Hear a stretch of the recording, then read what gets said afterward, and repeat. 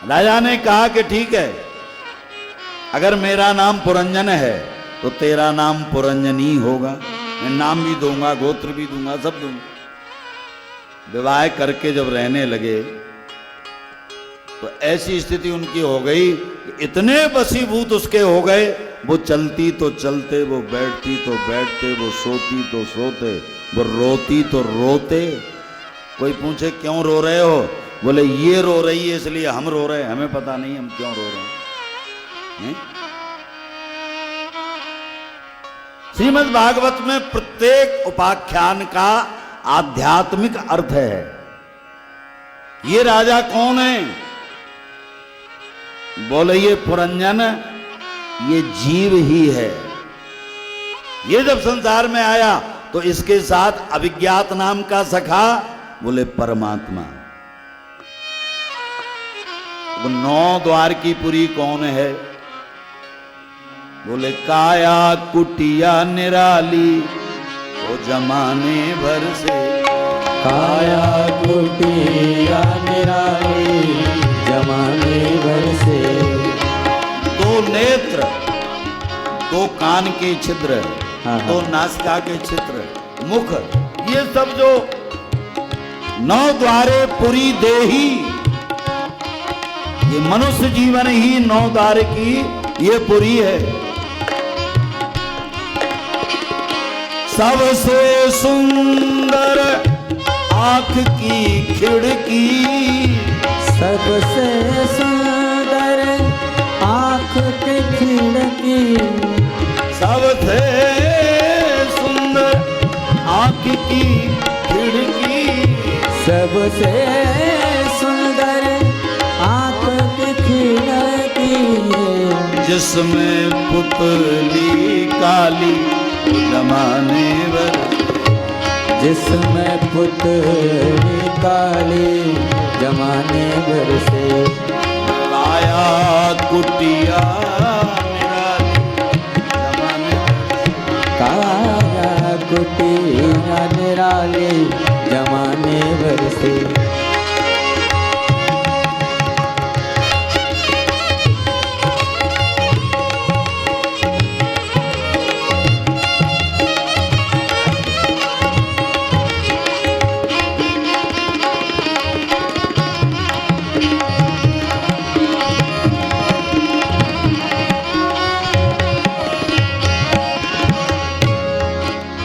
देखना तो आंखों का काम है, लेकिन सुनना,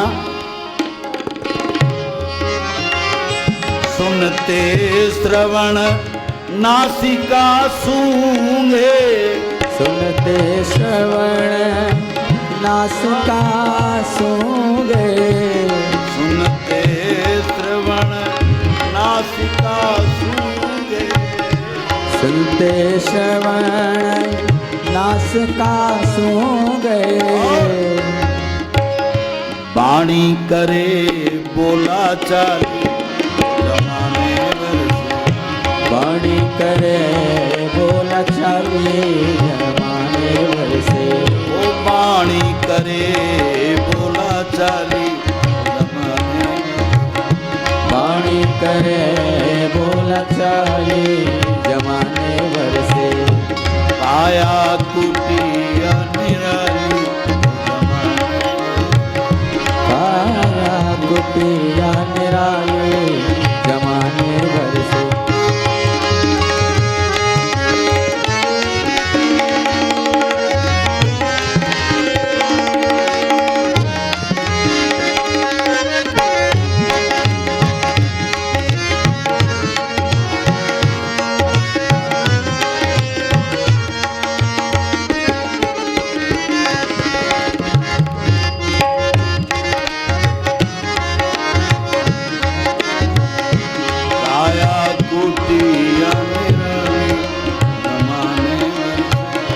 काया कुटिया निराली, जमाने भर से। बोलिए बाल कृष्ण लाल की। कहा कि ये जो जीव है पुरंजन, कहते हैं कि जब उस स्त्री के वशीभूत हो गया, ये जीव हिमालय की पुरी में जाकर के 9 द्वार की पुरी कोई और नहीं, ये मनुष्य शरीर में ही निवास कर रहा है। और जो पत्नी के बस में है वो कोई और पत्नी नहीं, ये जीव की जो बुद्धि है, ये जो बुद्धि रूपी पत्नी है, बुद्धि जब जैसा कहती है जीव को वैसे ही करना पड़ता। अभी कथा में बैठे हैं, थोड़ी देर बाद बुद्धि कहेगी मन से कि यहां क्यों बैठा है, चल जरा घूम के आते हैं, चल देगा नहीं।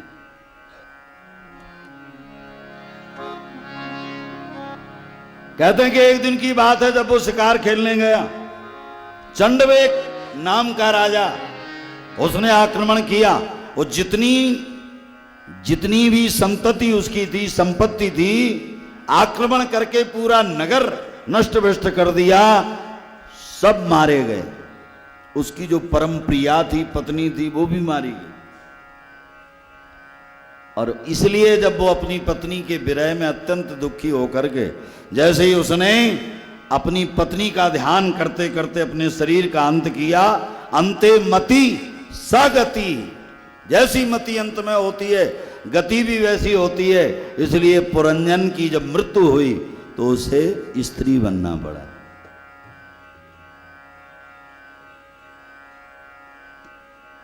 कहते हैं कि जिस राजा के साथ फिर उसका विवाह हुआ, वही भी एक दिन जब वन में, एकांत वन में उसे लेकर के गए, उनका शरीरांत हुआ, उन पर वो सती होने के लिए जब तैयार हुई, तब वो अभिज्ञात नाम का जो सखा था, कौन है अभिज्ञात नाम का सखा?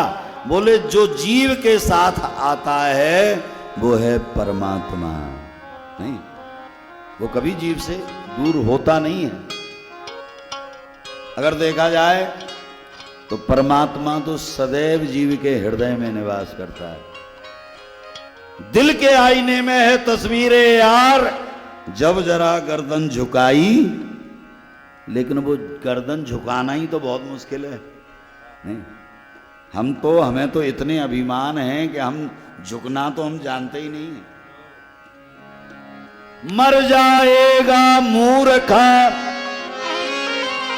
क्यों न भजे भगवान, झूठी माया जगत की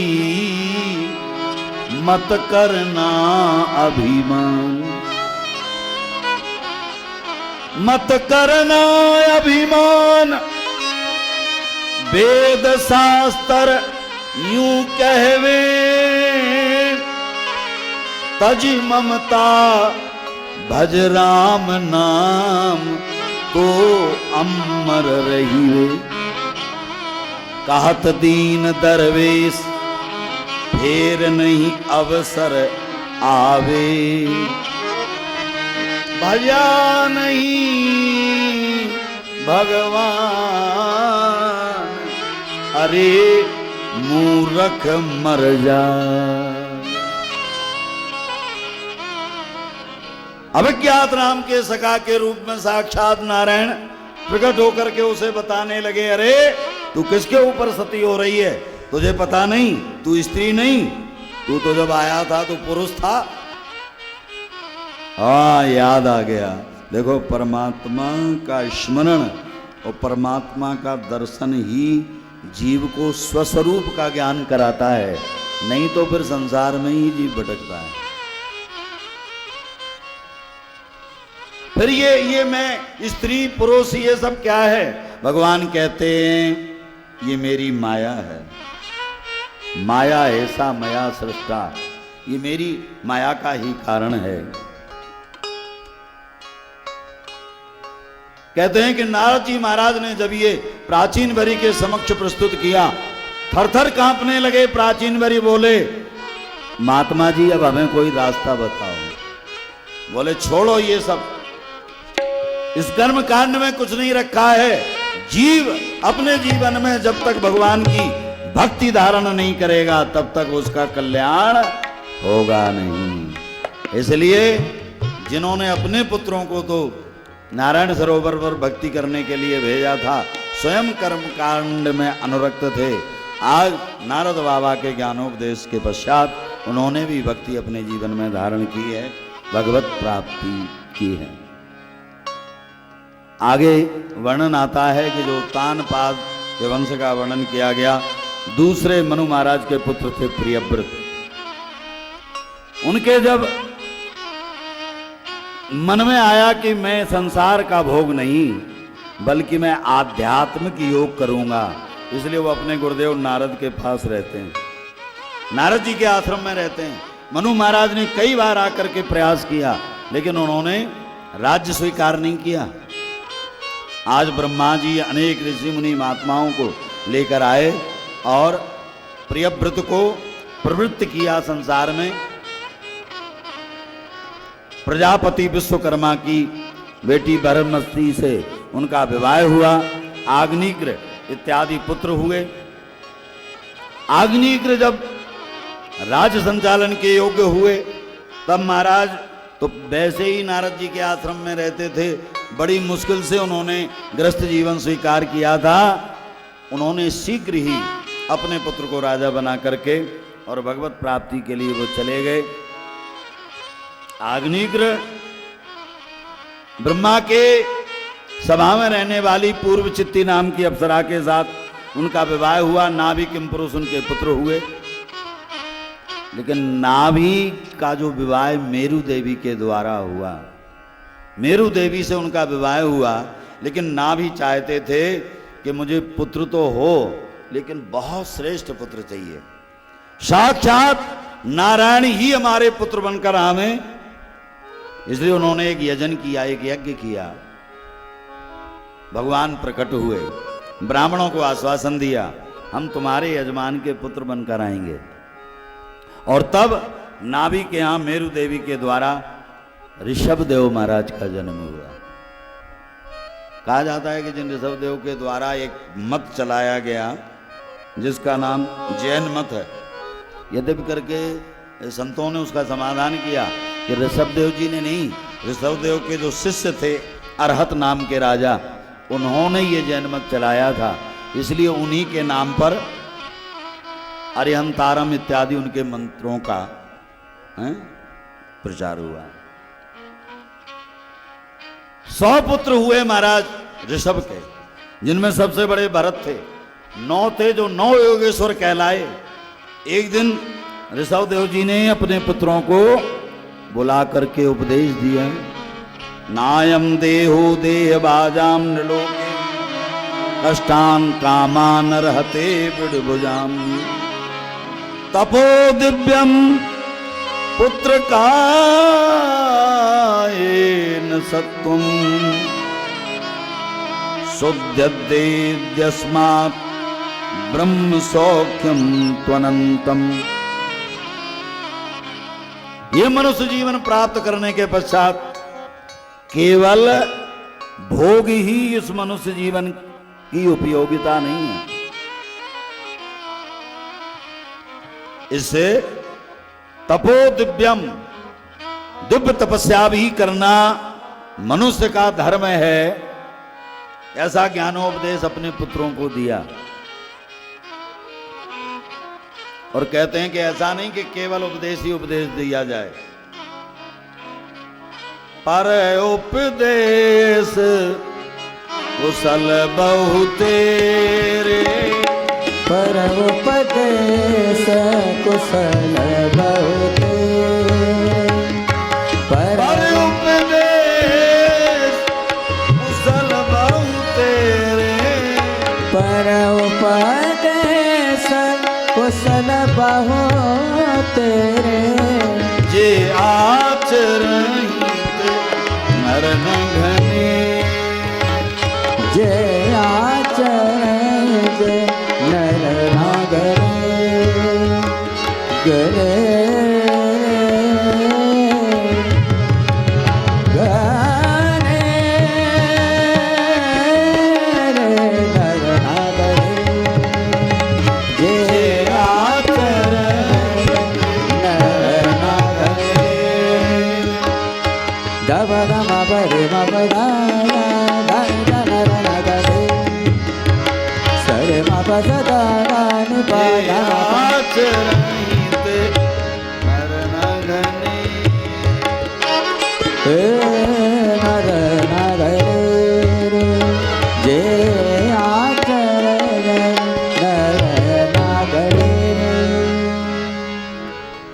महाराज ऋषभदेव ने वही किया, सबसे बड़े पुत्र अपने भरत को राजा बनाया और वो तपस्या करने के लिए चले गए।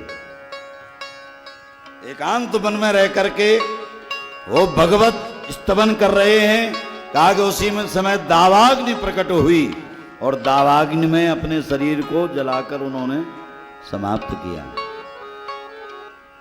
भरत राजा हुए, लेकिन पिता ने जो उपदेश दिया था अक्षरशः उसका पालन करने के लिए महाराज भरत ने अपने पुत्रों को राज्य सौंपा और स्वयं गंडकी नदी के तट पर पुलय आश्रम में जाकर के सूर्योपासना की है।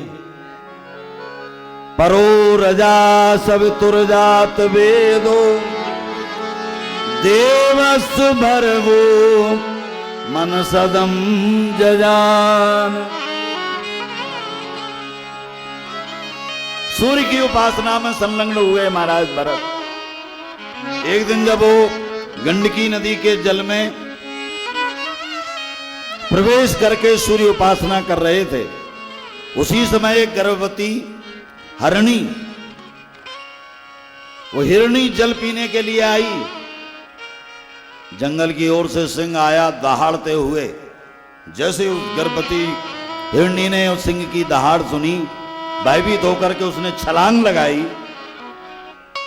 वो तो जाकर के उस ओर गिरी, लेकिन उस भय के कारण उसका जो गर्भ था वो गिरा, तो वो जो नवजात शिशु था वह नदी में डूबने लगा। महाराज भरत के नेत्र खुले। उन्होंने जैसे ही उस बालक को डूबते हुए देखा, अरे हिरणी का बालक, अभी अभी जिसका जन्म हुआ। नहीं नहीं, ऐसी तपस्या किस काम की जो जीव की हानि होती रहे, जीव मरता रहे और हम तपस्या में बैठे रहे? नहीं, उन्होंने निश्चय कर लिया हम इसकी रक्षा करेंगे। सूर्य उपासना छोड़ दी, जैसे ही जल में छलांग लगाई, उस हिरणी के बालक को बचाकर लाए। उसे जल से बचाया, वहीं छोड़ देते, नहीं छोड़ा। नहीं नहीं, इसे तो वन में रहने वाले बड़े बड़े हिंसक जीव जंतु हैं, वो समाप्त कर देंगे, इसलिए आश्रम में ले चलते हैं। तो अब उस हिरणी के बालक में इतनी आसक्ति हो गई, जो महाराज भरत अपने पुत्र परिवार धन संपत्ति सब छोड़कर आए थे, अपने तो पुत्र छोड़े, लेकिन हिरणी के पुत्र में मोह हो गया। कहते हैं कि एक दिन जब वो संविदा लेने के लिए चले गए, हिरणों का झुंड आया। वो जैसे ही उस हिरण बालक ने देखा, अरे ये तो हमारे जाति के लोग हैं, हम यहाँ कहाँ आश्रम में रहते हैं, सो वो हिरणों के झुंड के साथ चला गया। और जैसे ही महाराज भरत ने आकर देखा, चारों ओर खोज की आश्रम में, कहीं पर भी पुलय आश्रम में वह हिरण का बालक जब नहीं मिला, तो हा पुत्र कह करके इतने दुखी हुए कि जब तक पुत्र नहीं मिला, वो हिरणी का बालक अब तो इतने दुखी रहने लग गए कि एक दिन उनके जीवन का अंत काल आ गया, मृत्यु का क्षण आया, तब भी हा पुत्र उस मृगी के बालक के लिए कर रहे थे। और जब मृत्यु हुई तो हिरण योनि में ही जाना पड़ा। लेकिन पूर्व जन्म की जो तपस्या के कारण हिरण योनि में भी उन्हें ये ज्ञान है कि मैं पूर्व जन्म में राजा भरत था। एक छोटी सी भूल के कारण आज मेरी ये दुर्गति हुई है। उसी तरह से वह भी गंडकी नदी में आकर गर्दन तक अपने शरीर को हिरण के रूप में डुबाकर, और जब भगवान की उपासना करने लगे, जीवन का अंत समय आया और उन्हें वही चिंतन हो रहा है कि मैं भरत था। इसलिए फिर से उन्होंने मनुष्य योनि प्राप्त की और जड़ भरत के नाम से वो विख्यात हो गए। जड़ क्यों हैं? क्योंकि उन्होंने अब निश्चय कर लिया कि संसार हमारा प्रयोग करके, जब हम योग्य होते हैं तो सारी दुनिया हमारे पीछे दौड़ती है, और कहते हैं कि जब जड़ भरत के रूप में पैदा हुए तो परिवार के ही लोग नहीं चाहते हैं, सौतेले भाई हैं, उन्होंने घर से बाहर निकाल दिया। ये तो किसी काम का ही नहीं है, ये तो मूर्ख है, ये तो जड़ है। गैर मुमकिन है कि दुनिया अपनी मस्ती छोड़ दे, इसलिए दिल तू ही ये बेकार बस्ती छोड़ दे। खूब तरसाया है तेरी ख्वाहिशों ने ही तुझे, अब इन ख्वाहिशों को तू कुछ तरसती छोड़ दे। कोई जरूरत नहीं, तू भी हम इन ख्वाहिशों को कुछ तरसती छोड़ दे।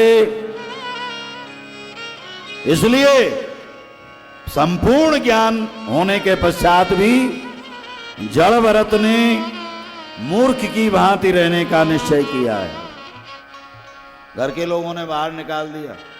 एक दिन नदी के किनारे बैठे थे, एक डाकुओं का सरदार प्रत्येक वर्ष देवी को बलि देता है, पशु बलि।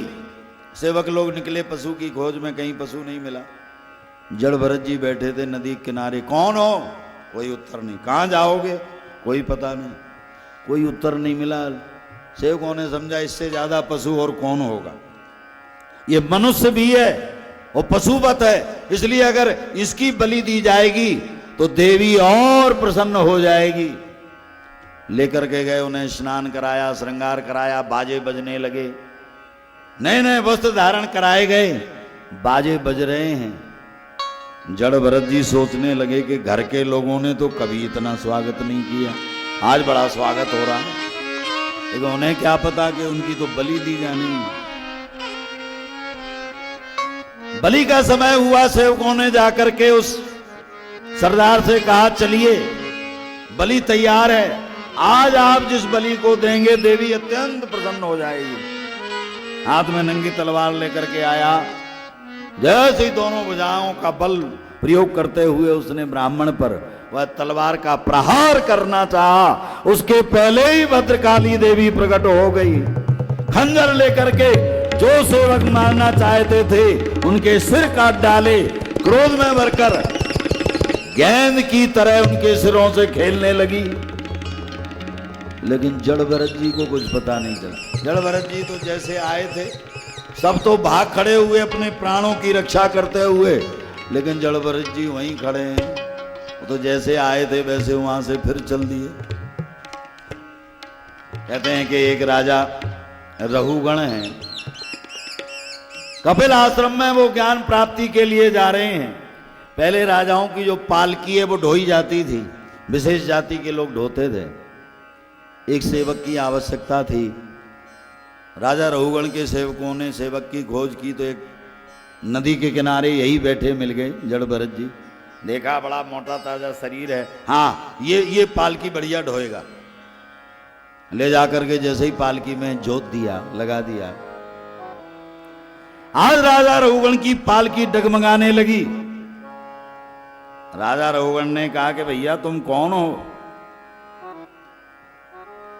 तुमसे पालकी ढोना नहीं आता, इसका मतलब तुमने कभी पालकी ढोई नहीं है।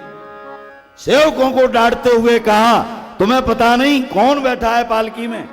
अरे एक राजा, उस राजा की पालकी डगमगाएगी, गिरूंगा, चोट लगेगी, जानते हो उसका क्या दंड तुम्हें मिलेगा? सेवकों ने हाथ जोड़ के कहा कि क्षमा करें महाराज, इसमें हमारी कोई भूल नहीं है। ये जो नया आया है ना सेवक, इसको चलना नहीं आता, इसलिए आपकी ये पालकी डगमगा रही है। कारण ये था कि जब आज जड़ भरत जी पालकी में ढोए गए, लगाए गए पालकी ढोने को, तो जड़ भरत जी मन में विचार करने लगे कि अभी तक तो मेरे ही शरीर का भार था जो मैं पृथ्वी पर चलता था, मेरे पैर के नीचे कोई जीव आता था तो फिर भी उसकी रक्षा हो जाती थी। अब तो ये राजा साहब का और वजन मेरे ऊपर है। कितना सूक्ष्म ज्ञान है जड़ भरत को, जिन्हें लोग मूर्ख समझते हैं। कहते हैं कि आज जड़ भरत जी ने जैसे ही देखा है कि वो राजा रघुगण ललकार रहा है, तुझे पता नहीं है लगता है तू बहुत दुबला पतला है। व्यंग वचन बोलने लगे, क्योंकि थे तो बहुत मोटे ताजे, लेकिन व्यंग में बोला हमें लग रहा है कि तुम बहुत दुबले पतले हो गए हो और लगता है कि तुम रोगी भी हो। तुम जैसे रोगियों की चिकित्सा करना मुझे अच्छी तरह आता है। मैं राजा हूं।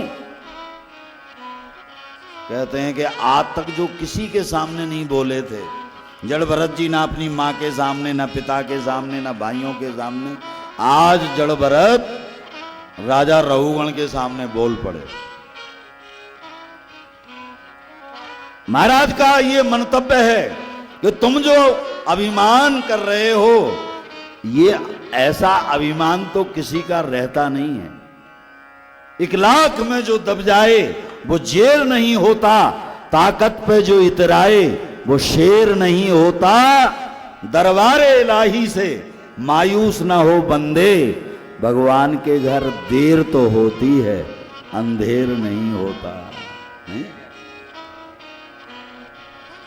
त्वयोदितम व्यक्तमपि प्रलब्धम भर्तु समय स्यादत वीर भारा। राजा रघुगण से जड़ भरत जी ने कहा कि किसे कह रहे हो दुबला पतला, किसे कह रहे हो कि तुम्हारी हम चिकित्सा करेंगे। एक बात बताएं, तुम समझ रहे हो कि हम राजा हैं, तो राजा तो हम भी कभी थे नहीं। संसार में कोई एक जैसी स्थिति में कभी नहीं रहता है। और फिर तुम कहते हो हम तुम्हारी चिकित्सा करेंगे, क्या करोगे? भाई अगर देखा जाए तो तुम जो कह रहे हो कि तुम दुबले पतले हो, तो ये मेरा धर्म नहीं है, ये तो शरीर का धर्म है। दुबला होना, मोटा होना, ये शरीर का धर्म है। मैं जो है वो ना मोटा होता है ना पतला होता है, मैं तो शरीर से अलग है।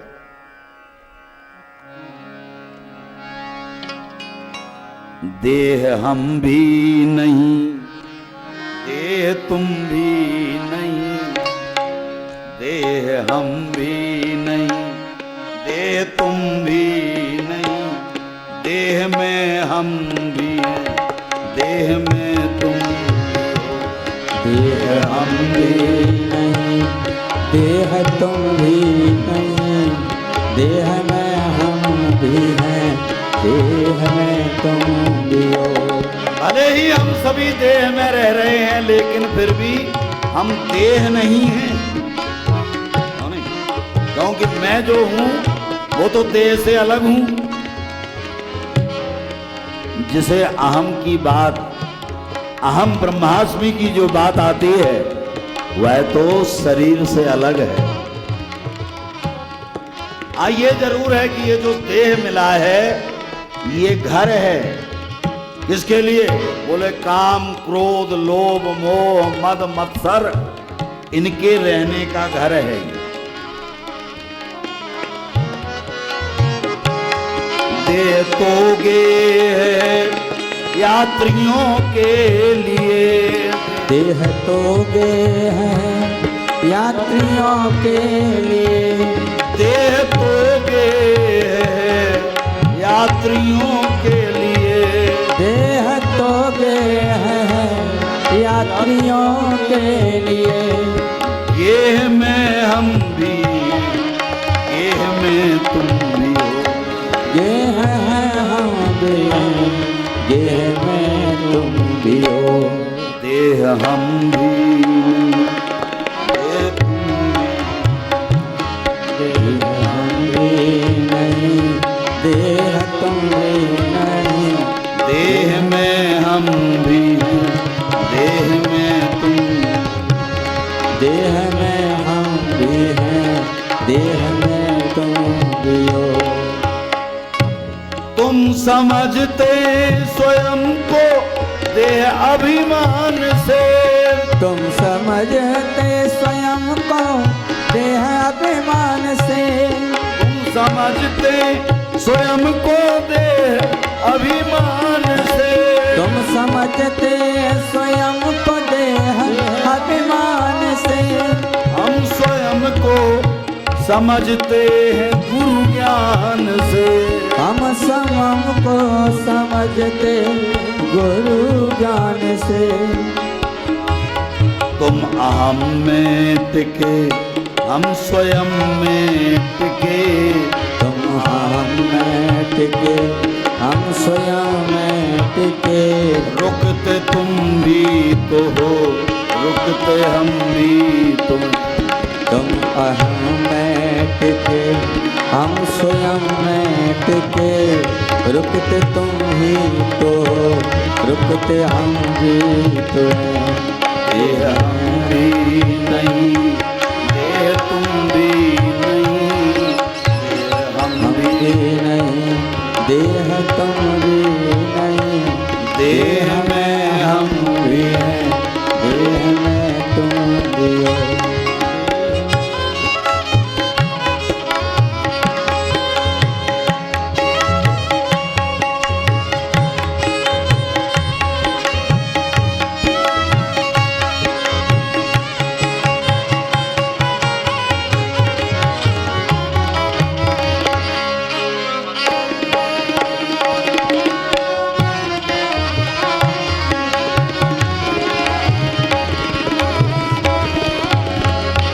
ज्ञानी जो अपने ज्ञान का प्रयोग करके संसार की असारता को समझता है, तो एक अभिमानी एक अहंकारी। तुमको दुर्जन मिले हमको सज्जन मिले। तुमको दुर्जन मिले हमको सज्जन मिले। तुम विषयी बने हम विरागी बने। तुम विषयी बने हम विरागी बने। ओ तुम विषयी बने हम विरागी बने। तुम विषयी बने हम विरागी बने। श्याम से तुम जुड़े राम से हम जुड़े। श्याम से तुम जुड़े राम से हम जुड़े। नेह में तुम भी हो नेह में हम। श्याम से तुम जुड़े राम से हम जुड़े। नेह में तुम भी हो नेह में हम भी हैं। देह हम भी नहीं देह तुम भी नहीं। देह में हम भी हैं देह में तुम। देह हम भी नहीं देह तुम भी नहीं। देह में हम भी हैं देह में तुम भी हो।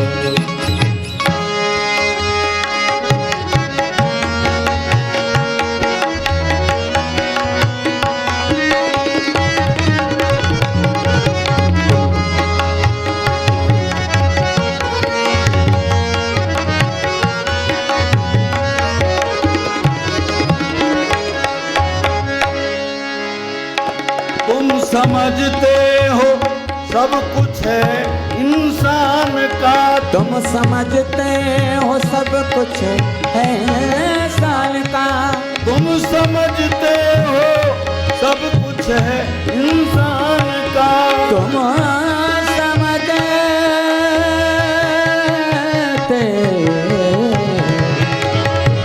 तो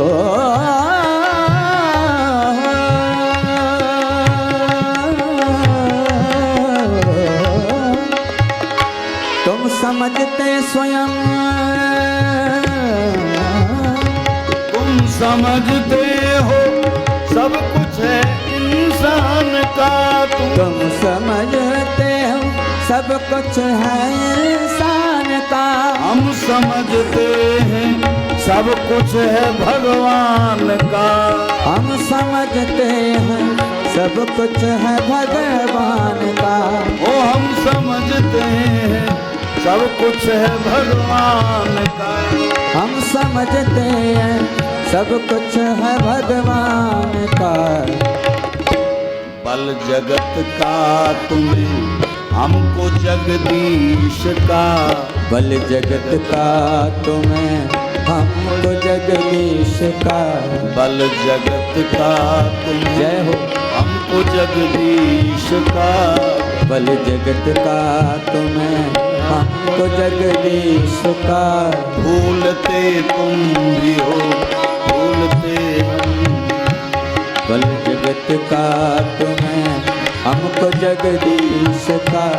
भूलते तुम भी हो भूलते हम भी हैं। समझते देह हम भी नहीं देह तुम भी नहीं। हम भी नहीं देह तुम भी नहीं। देह में हम भी हैं देह में तुम भी हो। देह में हम भी हैं देह में तुम भी हो। देह में हम भी हैं देह में तुम भी हो।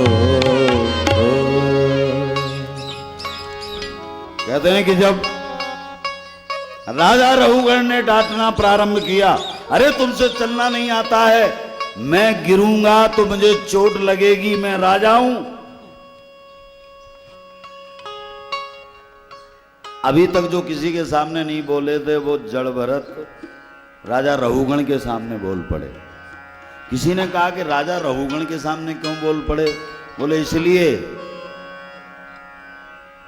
कि जड़ भरत जी ने देखा कि ये जो राजा रघुगण है, अरे जब हम इसका ध्यान करते करते जो हिरण का बालक आश्रम में रह रहा था उसका ध्यान करते करते मुझे हिरण बनना पड़ा, तो वही हिरण का बालक जब मृत्यु को प्राप्त हुआ उसने राजा का ध्यान किया तो वो राजा हो गया। आज ये राजा रघुगण वही मृग का बालक है, उस मृगी का पुत्र है जो अब राजा बन करके आया है। इसलिए जड़ भरत जी समझ गए। उन्होंने कहा कि देख उस दिन तो आश्रम छोड़ के और हिरण के झुंड में भाग गया था, इसलिए मैं तेरा कल्याण नहीं कर पाया, लेकिन अब मैं तुझे छोड़ूंगा नहीं। इसलिए आज जब बोल पड़े त्वयोदितम विप्रम विप्रलब्धम भर्तु समय साध्यत वीर भारा। अरे कैसी बात कर रहे हो राजन, ये जो भार ढोना केवल हम ही नहीं ढो रहे हैं भार, ये पंचभूत का भार तो सब ढो रहे हैं। संसार में कोई ऐसा जीव नहीं है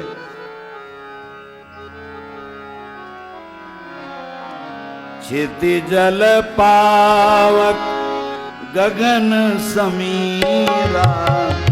क्षितिजल पावक गगन समीरा। क्षितिजल जय पावक गगन समीरा। क्षितिजल पावक गगन समीरा।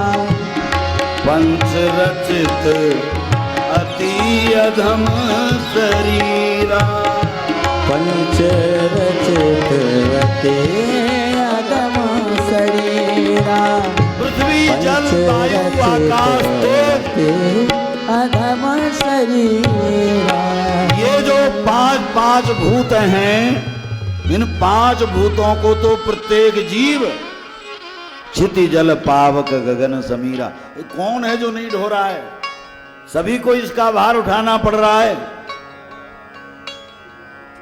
और तुम जो कहते हो कि मोटे पतले होने की बात, तो मैं वो शरीर नहीं हूं, मैं तो स्वयं आत्मस्वरूप हूं। और जब ये सब वचन कहे तो राजा रघुगण पालकी में से कूद पड़े। कस्तम निगूढ़श्चर्य सिद्धोजानाम विवर्ष सूत्रम कतमो विधूता। कस्यासि कुत्रप्यहापि कस्मात् क्षेमाय नश्चेदसी नोत शुक्ला। वो कहते हैं कि मुझे नाम विसंके सुरराज वज्रान, मैं देवराज इंद्र के उस वज्र से भयभीत नहीं होता। न त्रिशूलान न यमस्तदंडात, मुझे शिव के त्रिशूल से यमराज के मृत्युपात से भय नहीं है। मुझे भय है तो किसी ब्राह्मण का मेरे द्वारा अपमान न हो जाए। इसलिए मैं भयभीत हूं। और आपके शरीर पर जो मैंने यज्ञोपवीत देखा है उससे तो पता लग रहा है कि आप कोई ब्राह्मण हो, और मेरे द्वारा अपमान होगा ये मैं सहन नहीं कर पाऊंगा। आप कौन हैं आप बताइए। कहते हैं कि जड़ भरत जी ने कहा कि तुम बातें तो बहुत ज्ञानियों की तरह करते हो, लेकिन तुम कोई ज्ञानी हो नहीं, तुम तो मूर्ख हो। और इसलिए भवाटवी का वर्णन किया है। कहा कि जिस तरह से जंगल में कोई साहूकार जब भटक जाता है तो उसको लूटने के लिए जो जंगली लोग होते हैं वो लूटना प्रारंभ कर देते हैं। कहा कि उसी तरह यह संसार रूपी जंगल है। एक कहा जाता है कि संसार क्या है, बोले सागर है। अच्छा, सागर में भी रहने वाले बड़े बड़े जीव जंतु जो लूटने वालों को लूटते रहते हैं, लेकिन वो दिखाई नहीं देते हैं। लेकिन ये जो भवाटवी है, ये जो शत्रुओं का जंगल है, जिन्हें हम अपना मित्र समझते हैं, चाहे वो भाई हों, बंधु हों, नाते रिश्ते हों, निश्चित है वो सब हमें लूट रहे हैं। और उस जब भवाटवी का वर्णन किया, ज्ञान हुआ महाराज राजा रघुगण को। भवाटवी का वर्णन करते करते उन्होंने जब नरकों का वर्णन किया, 28 प्रकार के नरक, तामिश्र, अंध तामिश्र, रौरव, महारौरव, कुंभी, पाक, काल सूत्र, असीपत्र इत्यादि उन नरकों का वर्णन सुनकर के तो थरथर कांपने लगे। सुखदेव जी महाराज ने भी परीक्षित से कहा कि देख रहे हो, जो जीवन में पाप करता है उसे नरकगामी होना पड़ता है। हाथ जोड़ करके कहा कि महाराज अगर किसी के द्वारा पाप बनाओ तो उसके प्रायश्चित की भी तो विधि होगी। हाँ, तपसा ब्रह्मचर्येण समेन च दमेन च त्यागेन सत्य शौचाभ्याम यमेन नियमेन च। यम, नियम, ध्यान, धारणा, समाधि, तपस्या नहीं। परीक्षित ने कहा कि महाराज हम कलयुग में जो जीव जन्मे हैं वो इतने बड़े बड़े जो आप समदम नियम साधन बता रहे हो, अरे कोई सरल उपाय बताओ ना आप। सकृन्मना कृष्ण पदार बिंदयोर निवेशितम तदगुण रागियैरी।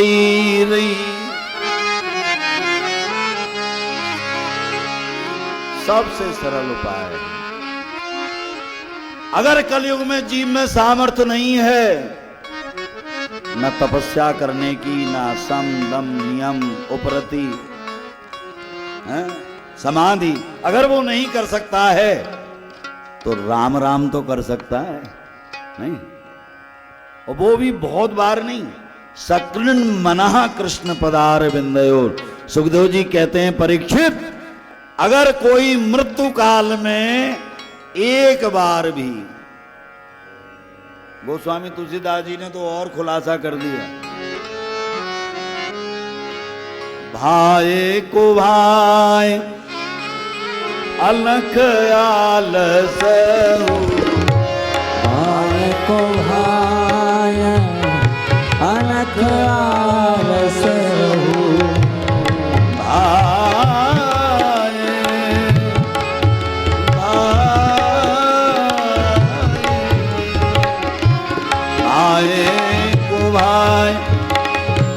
अनख आलस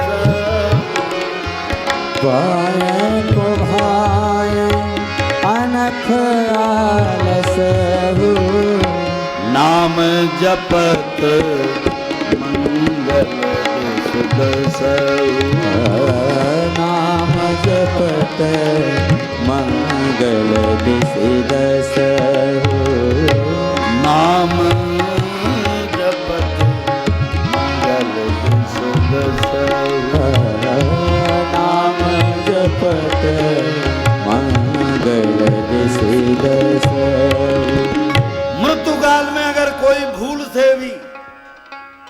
नाम जप कर लेता है तो कितना भी बड़ा पापी क्यों ना हो, उसके पाप कर्म विनष्ट हो जाते हैं।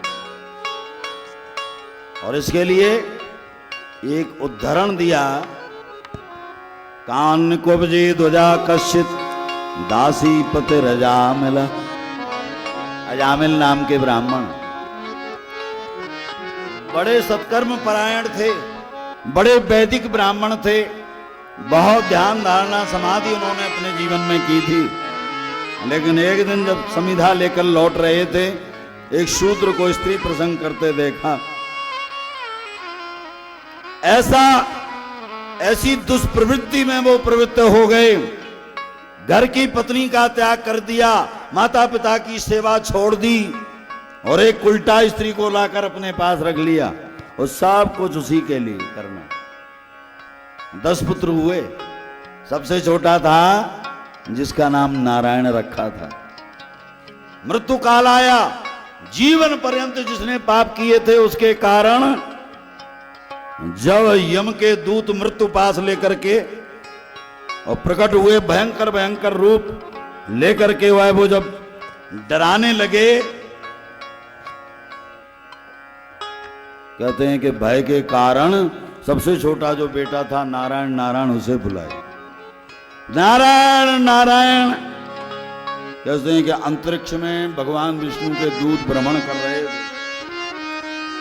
ऐसी करुण पुकार जब सुनी, नारायण नारायण, अरे हमें लग रहा है कोई विष्णु भक्त अत्यंत दुखी है और उसको दुख से छुड़ाना चाहिए। इसलिए नारायण के दूत नंद और सुनंद उतर करके आए, पृथ्वी पर देखा यम के दूत घसीट करके ले जा रहे हैं अजामिल को। मृत्यु पास काट दिया। यम के दूत बोले क्या कर रहे हो?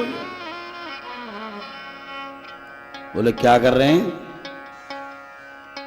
नहीं ये पापी है, इसको हम यमराज के पास लेकर के जाएंगे। जीवन पर्यंत इसने पाप कर्म किया है, इसलिए इसे उसका दंड प्राप्त होना चाहिए। भगवान के दूत बोले कि तुम अपने स्वामी से जाकर पूछना कि मृत्यु काल में जिसने भगवान नारायण का नाम लिया हो वो पापी होता है या पुण्यात्मा होता है। यम के दूत बोले नहीं, ये सत्य नहीं है। इसने नारायण नाम तो लिया है लेकिन अपने पुत्र को पुकारा है। भगवान के दूत बोले पहले एक बात बताओ, पहले नारायण पैदा हुए थे कि इसका बेटा पहले पैदा हुआ? अरे जिनके नाम का ये डिमडिम घोष है कि कोई भी मृत्यु काल में उनका नाम लेता है वो पापी नहीं होता, इसलिए जाओ तुम यमराज से पूछ करके आना। कहते हैं कि जब अजामिल ने भी ये स्थिति देखी है, हृदय में उसके भी वह विश्वास जागृत हुआ, धिक्कार है मेरे जीवन को, मैंने समग्र जीवन अपना धन नष्ट कर दिया।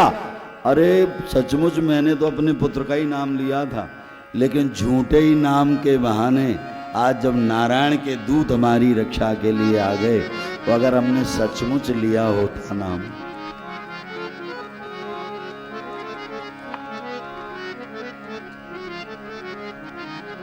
कृष्ण कहने से तर जाएगा,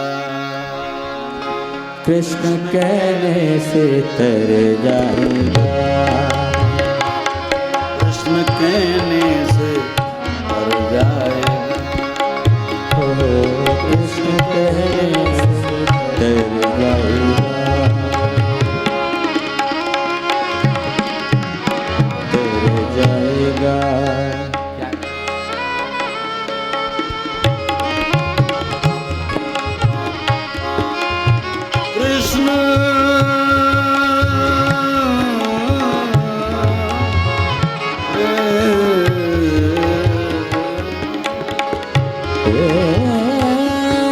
कृष्ण कहने से तर जाएगा,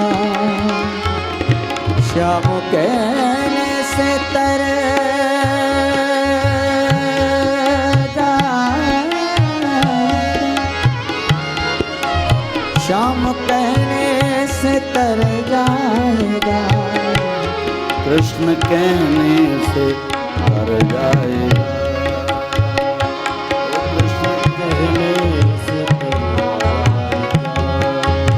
ओ कृष्ण कहने से तर जाएगा। जीवन के अंतिम क्षणों में जिसने नाम लिया है संभल जाएगा। ओ तेरा जीवन संभल जाएगा। शाम कहने से डर जाएगा। ओ शाम कहने से डर जाएगा। मनुष्य की कौन कहे, भगवान की ऐसी विचित्र माया है। सुखदेव जी महाराज कहते हैं कि उसने तो अंतिम में अपने जीवन को सफल बना लिया। भगवान नाम के उच्चारण के कारण वह तो मुक्त हुआ। अरे मनुष्यों की कौन कहे, संसार में देवताओं की भी वो स्थिति है कि जो माया का जो क्रम है उसे वह भी नहीं छोड़ पाते। सुखदेव जी महाराज कहते कि एक दिन की बात है, इंद्र अपने इंद्रासन पर बैठे, यक्ष गंधर्व किन्नर सब उनकी अप्सराएं नृत्य कर करके उनकी बड़ाई कर रही हैं। चारों ओर से इंद्र की जय जयकार हो रही है। उसी समय गुरुदेव बृहस्पति का आगमन हुआ। इंद्र ने देखा गुरुजी आ गए, अब अगर मैं उठ करके प्रणाम करूं तो निश्चित है जहां पर इतने लोग मेरी बड़ाई कर रहे हैं ये तो ये समझेंगे कि ये बाबा जी इंद्र से ज्यादा बड़े हैं। ये ठीक नहीं, इसलिए इंद्र ने अपना मुख दूसरी तरफ घुमा लिया। गुरु आयो अभिमान ते उठ नहीं कीन प्रणाम। एक बात बताना, गुरु का अपमान इससे अधिक और क्या हो सकता है कि एक गुरु जब अपने शिष्य के समक्ष आया, उस शिष्य ने अपना मुख घुमा लिया, और वो भी बृहस्पति जैसे गुरु। लौट करके आए, अपनी कुटिया में विचार किया, शिष्यों के द्वारा अपमान हो रहा हो तो क्या करना चाहिए। ऐसे शिष्यों का गुरु होना नहीं चाहता मैं।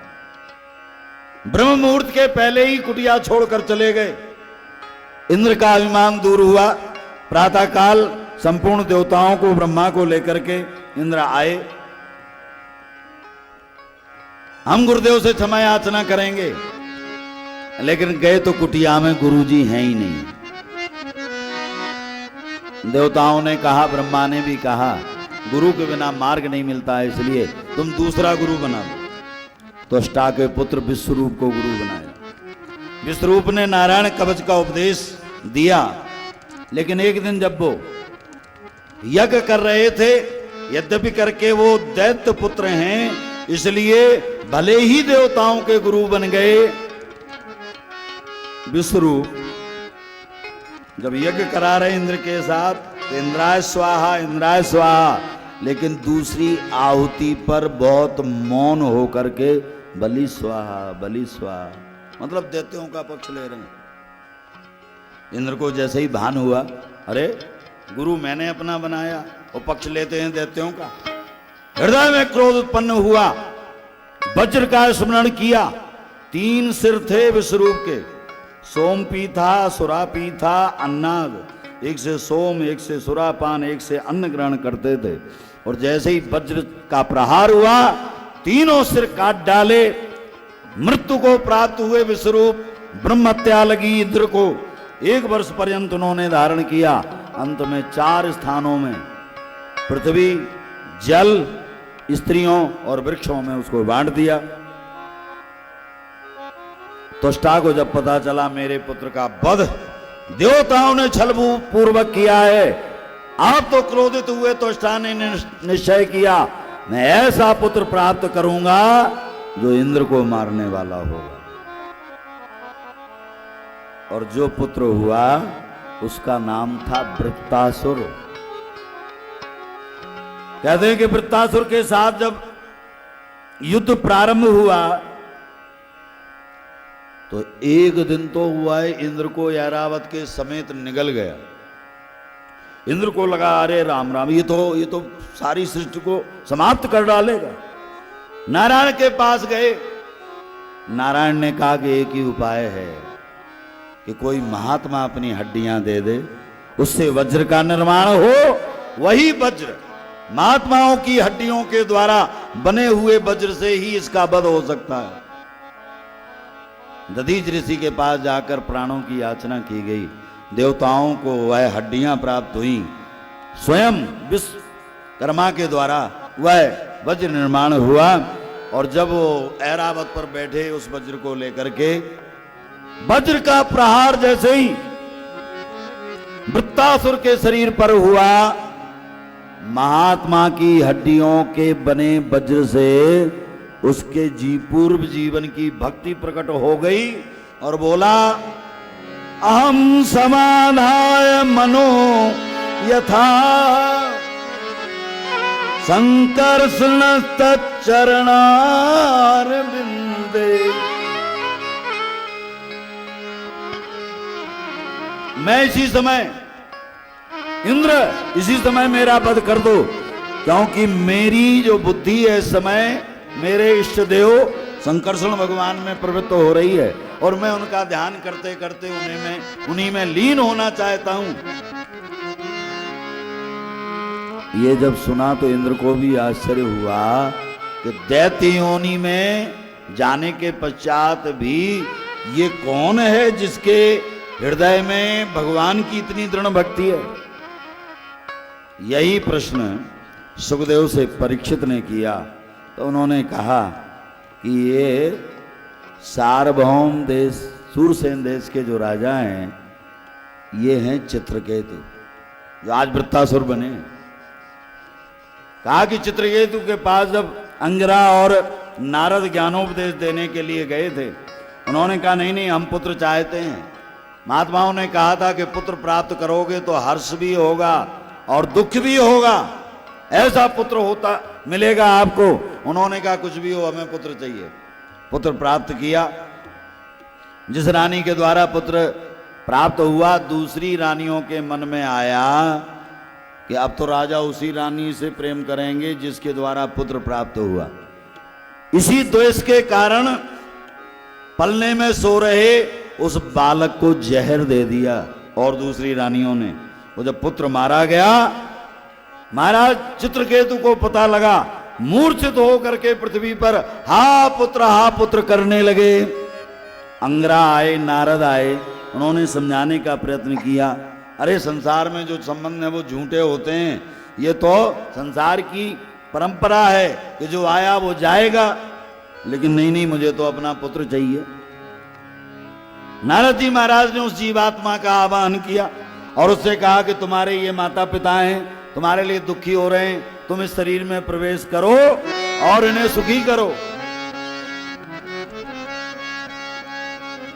उस जीवात्मा ने कहा,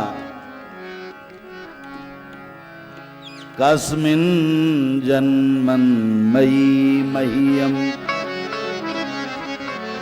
मातरो पितरो भवा। कस्मिन् जन्मन् मयि मह्यम। अरे कौन से जन्म के ये मेरे माता पिता हैं मैं जानता नहीं। और बिना कुछ कहे वो जीवात्मा अंतर्ध्यान हो गया।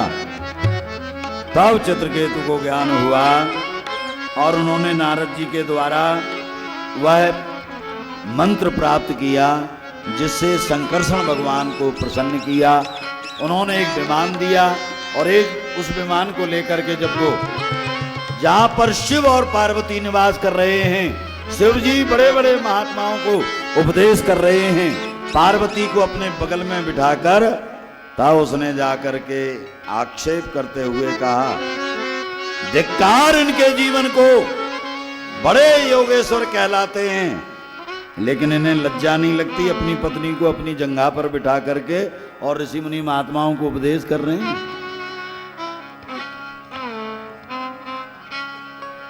तब क्रोध में भरे शिव जी तो परम शांत हैं लेकिन पार्वती से नहीं सहन हुआ, इसलिए उन्होंने कहा कि तू शिव जिनके इस पंचाक्षर मंत्र को जप करके जीव मोक्ष को प्राप्त होता है, उन पर तुमने आक्षेप किया है, इसलिए जाओ तुम दैत्य हो जाओ।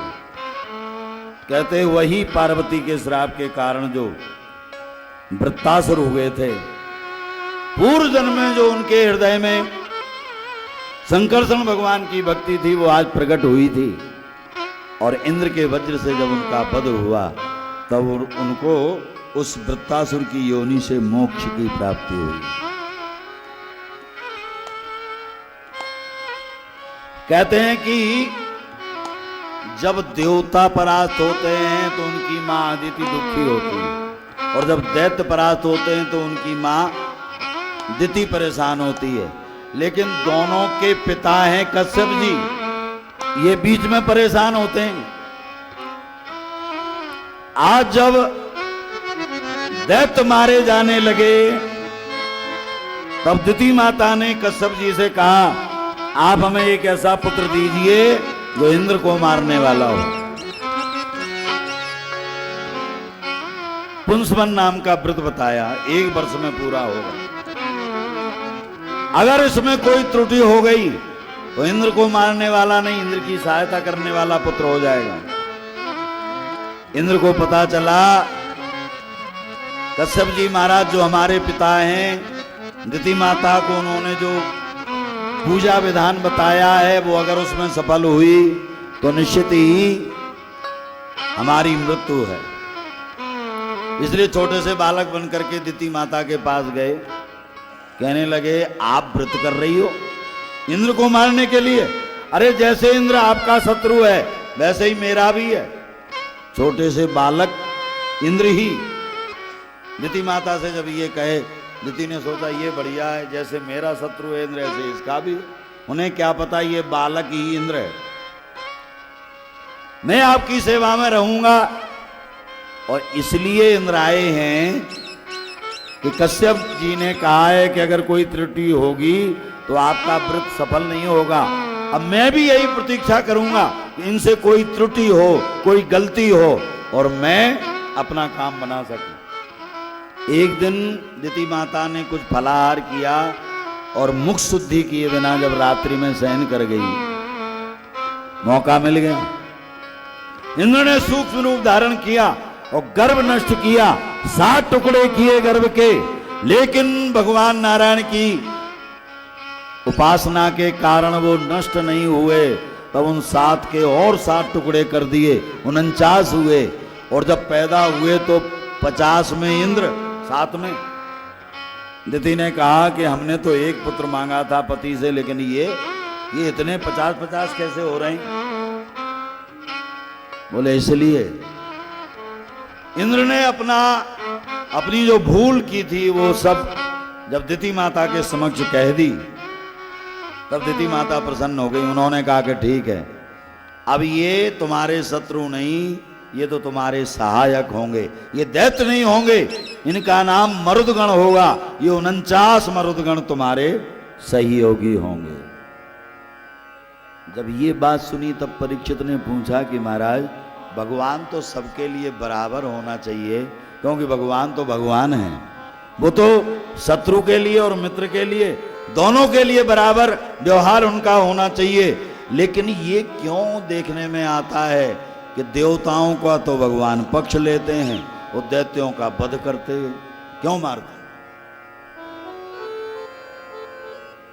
सुखदेव जी महाराज ने कहा कि परीक्षित, ये जिस तरह से तुम प्रश्न कर रहे हो, ऐसा ही प्रश्न जिस समय भगवान ने शिशुपाल का वध किया था, महाराज युधिष्ठिर के राजसूय यज्ञ में शिशुपाल जब प्रथम पूजा का विरोध करने लगा, अरे कृष्ण प्रथम पूजनीय कैसे हो सकते हैं, और उसी के कारण भगवान ने अपने सुदर्शन चक्र से जब उसका वध किया तो उसके शरीर से जो ज्योति निकली वो भगवान के शरीर में समाहित हो गई। मानो इसका अर्थ यही हुआ कि शिशुपाल को मारते हुए भगवान अवश्य नजर आते हैं, लेकिन उसका भी भगवान ने उद्धार किया, उसको भी अपने में ही स्थान दिया। इसका मतलब है, सुखदेव जी कहते हैं कि परीक्षित, भगवान अगर दैत्यों का वध करते हुए भी दिखाई देते हैं तो उनका भी भगवान वध करके कल्याण ही करते हैं। जिसकी जैसी भावना होती है वैसे ही भगवान उसे प्राप्त होते हैं। कामाद द्वेषाद भयाद स्नेहाद यथा भक्तेश्वरे मनः। कहते हैं कि जब हिरण्याक्ष का वध हो गया था तब हिरण्यकश्यपु ने सोचा कि विष्णु ने छल पूर्वक मेरे भाई को मारा है, अब मैं विष्णु को जीवित नहीं छोड़ूं। वो बलवान है, इसलिए मैं इतना बल प्राप्त करूंगा कि मैं विष्णु को मार सकूं। कहते हैं इसलिए वो मंदराचल पहाड़ पर गया, उसने कठिन तपस्या की है। और कठिन तपस्या करके, देखो तपस्या जब कोई करता है तो जिसके लिए करता है उस पर भार होता है कि निश्चित ही उसे उसकी तपस्या का फल जरूर हमें देना है।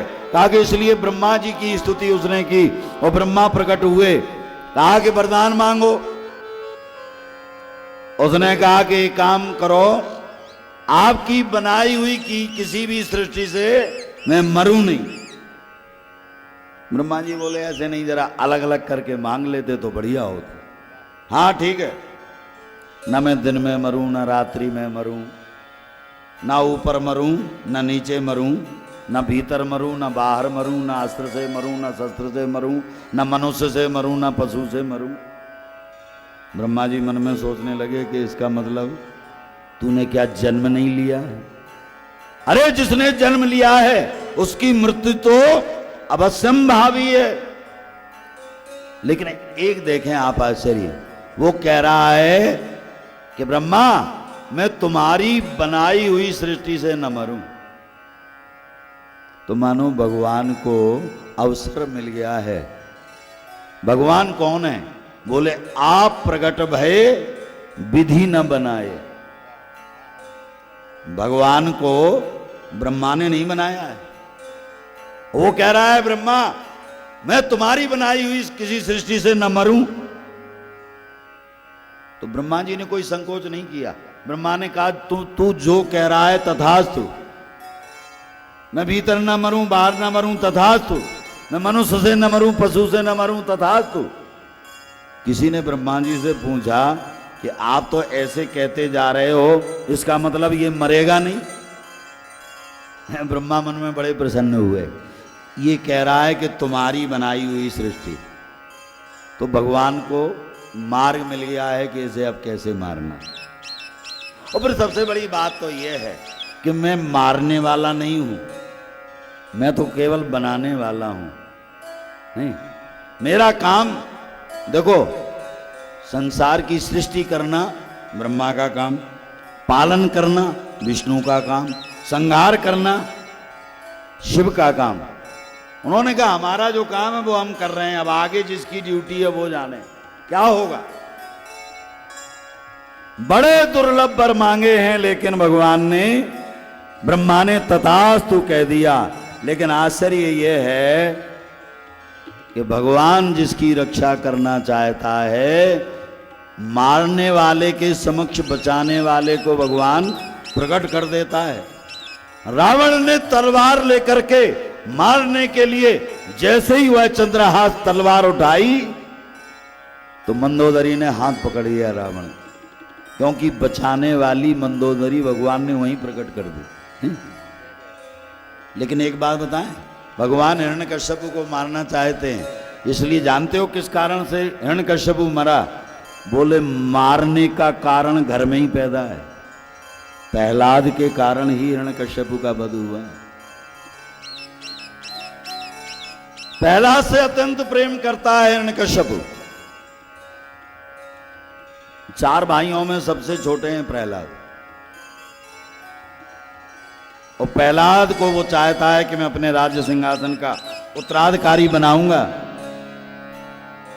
इसलिए उसने अपने गुरु शुक्राचार्य के पुत्रों को पाठशाला में नियुक्त किया और उन्हीं के यहां प्रहलाद को पढ़ने के लिए। ये पढ़ करके योग्य हो जाएगा तब मैं अपने राज्य सिंहासन का उत्तराधिकारी इसको बनाऊंगा। एक दिन पढ़ करके लौटे, प्रहलाद जी से कयाधु ने उनका श्रृंगार किया और पिता के पास भेजा, जाओ पुत्र, जो तुम पाठशाला में पढ़कर आए हो वो सुनाना। हिरण्यकश्यपु ने प्रहलाद को देखा, उठाकर अपनी गोद में लेकर मुख चूमा। क्या पढ़कर आए हो पुत्र?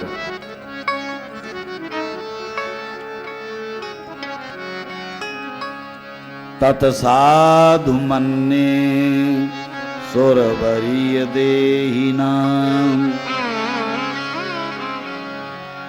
सदा समुद्विग्न धियाम् असद्ग्रहा हेत्वात्मपातं ग्रहन्धकूपम् वनं गतो यत् माश्रयेत्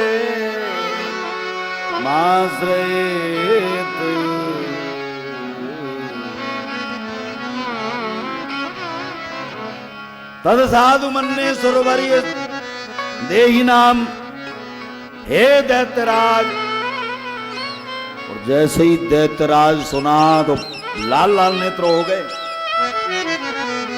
तू इतना अभद्र हो गया, तुझे बोलना नहीं आता? तू अपने पिता से इस तरह से व्यवहार कर रहा है? अरे क्या तुम पढ़ करके, क्योंकि जो उन्होंने वर्णन किया है प्रहलाद जी ने वो सुनना नहीं चाहता है हिरण्यकश्यप। तद साधु मन्ये सुरवरीय देहिनाम, अरे जो भी देह धारण करके इस धरातल पर आता है उस पर माया का आक्रमण होता है, जीव परमात्मा को भूल जाता है। जबकि मनुष्य का कर्तव्य है कि वो सब त्याग करके और भगवान हरि का आश्रय ले, एकांत वन में जाकर उनकी भक्ति करे। हिरण्यकश्यप बोला, कौन सा हरि, किसकी बात करते हो? सारे संसार का ईश्वर तो मैं हूं, स्वामी मैं हूं। संडामर्क की ओर कहा, क्यों इसे यही पढ़ाया? संडामर्क थर थर कांप रहे, महाराज हमने नहीं पढ़ाया, ले जाओ इसको फिर से पढ़ाना। और फिर से जब पढ़ाया तब भी यही हुआ। पढ़ करके आए, अपनी गोद में उठा करके जब हिरण्यकश्यप ने पूछा, अब क्या पढ़ करके आए हो? तो प्रहलाद जी बोले, श्रवणम कीर्तनम विष्णु स्मरणम पाद सेवनम अर्चनम वंदनम दासम सख्यम आत्मनिवेद। उन्हीं भगवान का श्रवण कीर्तन स्मरण, अपना सब कुछ समर्पित अगर करना हो तो भगवान विष्णु के प्रति ही सब कुछ समर्पित करना। किसी ने कहा कि देखो तो एक और हिरण्यकश्यप है जो वेद का विरोधी है, संतों का विरोधी है, भगवान का विरोधी है, और दूसरी ओर प्रहलाद है। एक बात बताना, इनसे जब पूछा जाता है कि तुम क्या पढ़ के आए हो, तब ये भगवत संबंधी वार्ता क्यों शुरू करते हैं? कहा जाता है कि जिस समय भगवान वैकुंठनाथ की इच्छा से सनत कुमारों ने श्राप दिया जय विजय को, जो आज ये हिरण्यकश्यप कौन है? बोले भगवान के द्वारपाल ही तो हैं जो हिरण्यकश्यप बनकर हैं, श्राप के कारण। भगवान प्रकट होकर के बोले, तुम अगर जन्म लोगे तो हम तुम्हारा उद्धार करने के लिए आएंगे। सनकादिक बोले, अच्छा हमसे तुमने श्राप दिलवा के हमारी तो शत्रुता इनसे करा दी, तो तुम बड़े भारी इनके मित्र बन रहे हो। सनत कुमार बोले कि अगर आप इनका उद्धार करने आओगे तो हम इन्हें याद, आपका स्वरूप इन्हें याद दिलाने के लिए हम भी आएंगे। कहा कि आज जो 4 पुत्र बन करके आए, सबसे छोटे प्रहलाद हैं, ये सनत कुमार ही हैं जो हिरण्यकश्यप को बार बार याद दिला रहे हैं। जो पढ़कर आते हैं वो नहीं सुनाते हैं। कहा कि हिरण्यकश्यप का उद्धार कराने के लिए सनकादिक प्रहलाद बन करके आए, रावण के यहां विभीषण बनकर आए हैं। बार बार रावण को याद दिला देते हैं कि भगवान राम कौन है। इसलिए आश्चर्य होता है ये देख करके कि पिता इतना दुष्ट और पुत्र इतना भक्त। एक झोली में फूल भरे, एक झोली में फूल भरे, एक झोली में कांटे रे, कोई कारण होगा, कोई कारण, कोई कारण होगा, कोई कारण होगा। एक झोली में फूल भरे, एक झोली में फूल भरे, एक झोली में फूल भरे, एक झोली में काटे, कोई कारण होगा, कोई कारण होगा, कोई कारण होगा, कोई कारण होगा, कोई कारण होगा, कोई कारण होगा। ओ तेरे बस में कुछ भी नहीं है, तेरे बस में कुछ भी नहीं है, बांटने वाला बांटे रे, कोई कारण जय होगा, हो। कोई कारण होगा, कोई कारण होगा, कोई कारण होगा।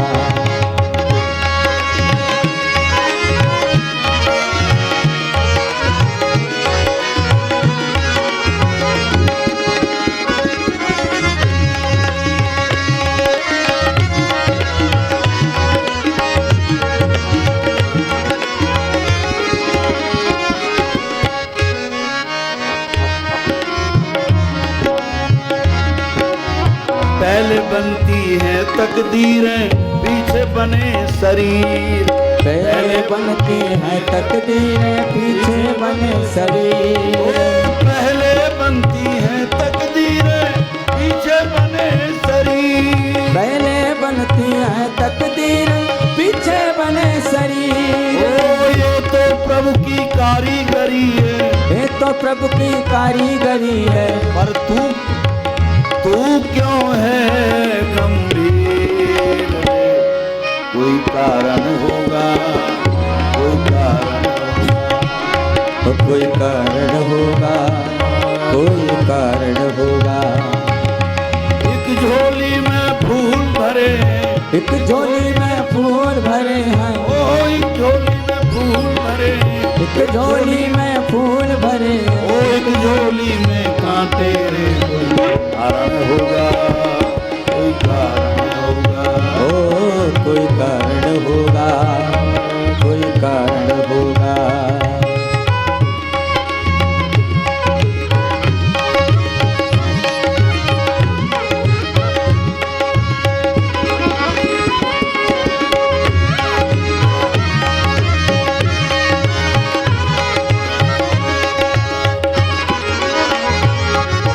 धन से बिस्तर मिल जाए पर नींद को तरसे नैन, उनसे बिस्तर मिल जाए पर नींद तरसे न।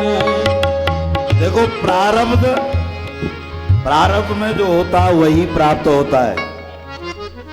हमें धन प्रारब्ध से मिला है, हमने धन के प्रभाव में बहुत सुंदर अपनी बिल्डिंग बनाई है, बहुत सुंदर उसमें बिस्तर लगाए हुए हैं, बहुत अच्छी सामग्री खाने पीने के लिए हमने एकत्रित कर ली है। लेकिन ये जरूरी नहीं है कि बड़ा सुंदर बिस्तर हो तो उस पर उतनी ही गहरी नींद आवे। बहुत सुंदर भोजन हमने एकत्रित कर लिया हो तो भूख भी उतनी ही तेज लगे, ऐसा नहीं। कई बार इतने रोग हो जाते हैं कि डॉक्टर साहब कहते हैं कि 2 रोटी से ज्यादा मत खाना, नहीं। बहुत सुंदर बिस्तर होने के बाद भी रात्रि भर करवट बदलते हैं, नींद की गोलियां खाते हैं, फिर भी नींद नहीं आती है। धन से बिस्तर खरीद सकते हैं, नींद नहीं खरीद सकते। भोजन खरीद सकते हैं, भूख नहीं खरीद सकते। तन से बिस्तर मिल जाए पर नींद को तरसे नैन, धन से बिस्तर मिल जाए पर नींद को तरसे नैन। कांटों पर भी सोकर मिलता किसी के मन को चैन, रातों भर में सोकर मिलता किसी के मन को चैन। ओ कांटों पर भी सोकर मिलता किसी के मन को चैन, कांटों को भर सोकर मिलता किसी के मन को चैन। क्यों मिलता है कांटों पर चैन और क्यों आती है निद्रा? कोई कारण होगा, कोई कारण होगा, ओ कोई कारण होगा, कोई कारण होगा। ओ एक झोली में फूल भरे, एक झोली में फूल भरे ओ हैं, एक झोली में कांटे, कारण होगा, कोई कारण होगा, कोई कारण होगा, कोई कारण होगा, ओ कोई कारण होगा, कोई कारण होगा, कोई कारण होगा, कोई कारण होगा। बोलिए बाल कृष्ण लाल की जय। बारंबार प्रहलाद के द्वारा परमात्म चिंतन जिसमें हो ऐसी भाषा का प्रयोग देख करके हिरण्यकश्यपु क्रोधित हो उठा। उसने संडामर्क को बुला करके कहा, अरे क्या पढ़ाया जा रहा है तुम्हारी पाठशाला में? संडामर्क ने कहा कि क्षमा करें महाराज, न मत प्रणीतम न पर प्रणीतम सुतो बदद्देश तवेंद्र शत्रु। न मैंने ये ज्ञान दिया है, न मेरी जानकारी में किसी और ने इसे ज्ञान दिया है। हिरण्यकश्यप बोला, तो फिर क्या ये पेट से सीख करके आया है? और सच्ची बात अगर देखी जाए, कहा जाता है कि जिस समय दैत्य बालकों को भगवत संबंधी उपदेश दे रहे थे प्रहलाद, और तब उन्होंने पूछा कि प्रहलाद जी ये ज्ञान आपको कहां से मिला? प्रहलाद जी बोले, मेरे गुरुजी से। दैत्य बालक बोले, तुम्हारे गुरुजी हमारे गुरुजी तो एक ही हैं, हमें तो उन्होंने ये ज्ञान नहीं दिया, फिर तुम्हें ये ज्ञान कैसे प्राप्त हो गया? प्रहलाद जी बोले, हमारे गुरुजी अलग हैं, तुमने कब गुरु बना लिया? बोले, जिस समय मैं अपनी मां के गर्भ में था। मेरे पिता मंदराचल पहाड़ पर तपस्या करने गए, देवताओं को अवसर मिला, उन्होंने आक्रमण किया और जिस अलकापुरी के ऊपर दैत्यों ने अपना शासन जमा रखा था, सबका वध कर दिया देवताओं ने। और जब मेरी मां कयाधु गर्भवती, उसे लेकर के देवता लोग जा रहे थे, मार्ग में नारद जी मिले, उन्होंने कहा, कहां ले जा रहे हो इस अबला को? कहां ले जा रहे हैं? अरे इसके गर्भ में दैत्य है। नारद जी बोले, दैत्य नहीं है, परम भक्त है, और इसके गर्भ से तो भक्त जन्म लेगा, इसलिए तुम मुझे दे दो। कहते हैं कि नारद जी कयाधु को तब तक अपने आश्रम में रखे जब तक हिरण्यकश्यपु तपस्या करके नहीं लौट आया। और नित्य प्रति नारद जी महाराज के द्वारा जो ज्ञानोपदेश दिया जाता है, कयाधु माता ने धारण किया या नहीं किया इसकी कोई गारंटी नहीं, लेकिन प्रहलाद जी ने समस्त ज्ञान अपने मात्र गर्भ में ही प्राप्त किया है। बहुत परेशान जब हो गया, हिरण्यकश्यपु ने कहा, संडामर्क से इसे ले जाओ, अब मैं उसे जीवित नहीं देखना चाहता हूं, मैं इसे मरा हुआ देखना चाहता हूं। बहुत प्रयत्न किए गए, पहाड़ से गिरा करके मारने का प्रयत्न किया गया, जल में डुबा करके मारने का प्रयत्न किया गया, और तो और प्रहलाद की बुआ होलिका के द्वारा, होलिका को जो दुपट्टा मिला है ब्रह्मा जी की तपस्या के पश्चात, कि अगर वो उसे ओढ़कर बैठेगी तो अग्नि उसे जला नहीं पाएगी। आज हिरण्यकश्यपु ने यही निश्चय किया कि मैं अपनी बहन को बुला करके और प्रहलाद को उस अग्नि में जलाकर भस्म कर डालूंगा, मैं अब इसे जीवित नहीं देखना चाहता हूं। दुपट्टा ओढ़ करके बैठी। जैसे ही चारों ओर से अग्नि लगाई जाने लगी, सारी प्रजा हाहाकार कह उठी, अरे कैसा पिता है, कैसा दुष्ट पिता है जो अपने बालक को ही जलाने के लिए तैयार है। लेकिन आश्चर्य हुआ कि होलिका तो जल गई और प्रहलाद जी बच गए। कैसे बच गए? बोले जिनके हृदय में केवल भगवान का आश्रय था।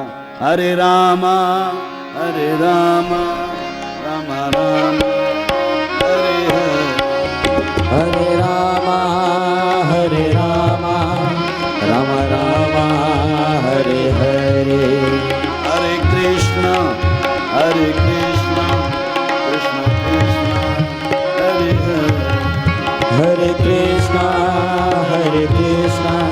कृष्ण कृष्ण हरे हरे। प्रहलाद की रक्षा हुई भगवान नाम के कारण, लेकिन हिरण्यकश्यप को सहन नहीं हुआ। आज उसने प्रहलाद का हाथ पकड़ा, घसीट करके ले गया अपने राज्य सिंहासन की सभा के समक्ष, जो एक खम्भ है जहां अपराधियों को दंडित किया जाता है, जिस खम्भ से मानो विद्युत प्रकट होता है, अग्नि प्रकट होती है, बिजली प्रकट होती है। ताकि ऐसे अगर उस खम्भ पर ले जा करके उसे बांध दिया जाएगा तो अपने आप जल करके ही भस्म हो जाएगा। इतना क्रोधित होकर के जब दंड देने के लिए तत्पर हुआ, उसने अंतिम बार पूछा, प्रहलाद मैं कह रहा हूं तुम अपनी गलती स्वीकार कर लो। तुम किसका नाम लेते हो, किस भगवान की बात करते हो? अगर तुम कहते हो कि वो परमात्मा सर्वत्र है, सब जगह है, तो फिर क्वासो स्तंभे न दिश्रते, वो क्यों इस खम्भ में क्यों नहीं दिखाई दे रहा है? कहते हैं इतना कहा, प्रहलाद बोले नहीं नहीं पिताजी वो खम्भ में भी है। कहते हैं कि खम्भ हिलने लगा। खम्भ में जैसे ही कंपायमान हुआ, आज पहली बार भयभीत हुआ हिरण्यकश्यप, उसे लगा ये खम्भ कैसा हिल रहा है। क्रोध में भर करके उसने जैसे ही तलवार का प्रहार किया, खम्भ टूटा और उसमें से नरसिंह भगवान प्रकट हो गए। बोलो नरसिंह भगवान की जय। गगन गड़गड़ानो खम्भ फाट्यो चर चरान्यो, नित स्यो नर नाहर को रूप अति भयानो। कट कट कट कटावे दाल दसन लप लपावे, जीव फरर फर फरावे मोक्ष व्योम मानो प्यार। नरसिंह, किसी ने कहा कि नरसिंह क्यों बने? बोले ब्रह्मा के वचन की पूर्ति करने के लिए। देखा जाए तो नरसिंह का स्वरूप, उसने कहा था मैं मनुष्य से मरूं ना पशु से मरूं। आधा शरीर मनुष्य का, आधा मुख कैसा? बोले मुख सिंह जैसा, वो शरीर मनुष्य जैसा। और देखो इतना ही नहीं, भगवान ने जब अपना नामकरण किया तो नामकरण भी ऐसा किया जो आधा मनुष्य का आधा पशु का। ऐसा ना हो कि ये कहे कि आपने नाम तो मनुष्य का रखा। नाम क्या है? बोले नरसिंह। अब तो थर थर कांपने लगा। हिरण्यकश्यप को लगा सचमुच अब मेरी मृत्यु निश्चित है। भगवान ने अपने हाथों के लंबे लंबे नाखून दिखाते हुए कहा, तूने ब्रह्मा से कहा था ना अस्त्र से मरूं ना शस्त्र से मरूं। जैसे ही भगवान ने अपने उन नाखूनों को दिखाया, अब तो उसे लगा अब मैं नहीं बचूंगा। भगवान ने उसे पटक करके अपनी दोनों जंघाओं के ऊपर, ना आकाश में ना पृथ्वी पे, क्योंकि जंघाओं में, और भगवान दहलीज पर, महल की दहलीज पर बैठे हैं, जिसे ना बाहर कहा जा सकता ना भीतर कहा जा सकता। तो संध्या का समय है, ना दिन है ना रात्रि। संध्या ना दिन में आती है ना रात्रि में। और भगवान ने उसी क्षण जैसे ही अपने दोनों हाथों का प्रहार करके और उन नाखूनों से उसका उदर विदीर्ण किया, हिरण्यकश्यप का वध हुआ, भगवान ने उसकी हथेलियों को अपने गले में ऐसे धारण कर लिया जैसे कोई माला धारण कर लेता। हिरण्यकश्यप का वध हुआ, देवताओं ने दुंदुभियां बजाई, चारों ओर जय जयकार हुई भगवान के नाम। क्रोध में भर करके जैसे सब स्वर्ग से उतर के देवता आ गए, भगवान के लोक से लक्ष्मी माता आ गई उस स्वरूप को देखने के लिए। लोगों ने कहा इनको क्रोध तो शांत करो कोई। ब्रह्मा जी से कहा आप जाओ, ब्रह्मा जी बोले नहीं हम नहीं जाएंगे। लक्ष्मी माता से कहा आप क्रोध शांत करो, नहीं। तब प्रहलाद जी ने ही जाकर के भगवान नरसिंह को साष्टांग चरणों में जैसे ही प्रणाम किया तो जिन नेत्रों से अंगारे बरस रहे थे उनसे आंसू बरसने लगे। बोले प्रभु प्यारे अंग कोमल तुम्हारे आए, असुरों ने मार्यो मम नाम एक गाने। गिर से गिरायो पुनि जल में डुबायो, हाय अग्नि में जलायो, कमी राखी ना सताने में। और से लगाए लपटाए प्रभु बार बार, करुणा स्वरूप बने करुणा दिखाने में। मुख को चूम प्रभु गोद में उठाए, बोले क्षमा करो भक्त मुझे देर हुई आने। क्षमा करो भक्त मुझे देर हुई। अपनी गोद में बिठा लिया भगवान ने। नरसिंह भगवान के उस स्वरूप को देख करके सबने स्तुति की है, क्षमा याचना की है। ब्रह्मा जी जब आए तो भगवान ने ब्रह्मा से कहा कि जरा सोच समझ के वरदान दिया करो, ऐसे ही दे देते हो वरदान नहीं। ऐसा जो नरसिंह स्वरूप भगवान ने धारण किया, और भी जो चरित्रों का वर्णन है भगवान ने अपने भक्तों के लिए जो स्वरूप धारण किए हैं, जिसमें वामन भगवान का चरित्र है, कच्छप का चरित्र है, आगे राम और कृष्ण का जो प्रमुख जन्म है वो हम लोग कल की कथा में श्रवण करेंगे। अब 2-4 बार भगवान नाम और फिर आरती प्रसाद लेंगे।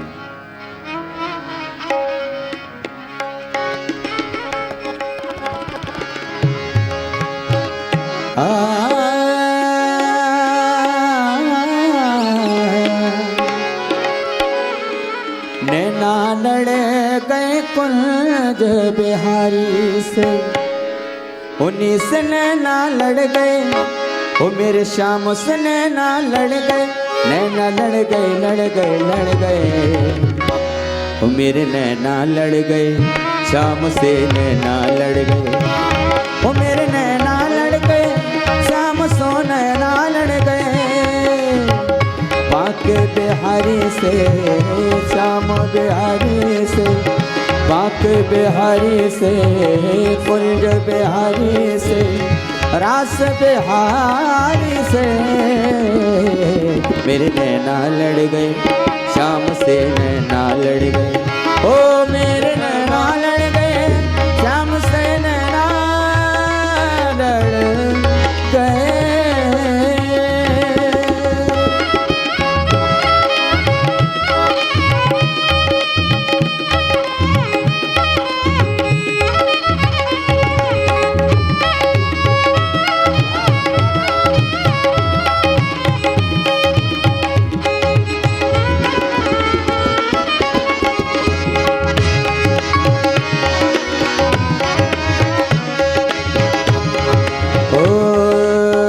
छवि देखी ऐसी वृंदावन, छवि देखी ऐसी वृंदावन, प्यारो रसिया ऐसो मन भावन, प्यारो रसिया ऐसो मन भावन। मोर मुकुट पहन गए, मोर मुकुट पहन गए, एक तो हड़ गए हड़ गए हड़ गए। मेरे नैना लड़ गए, श्याम से नैना लड़ गए। ओ मेरे नैना लड़ गए, श्याम सो नैना लड़ गए।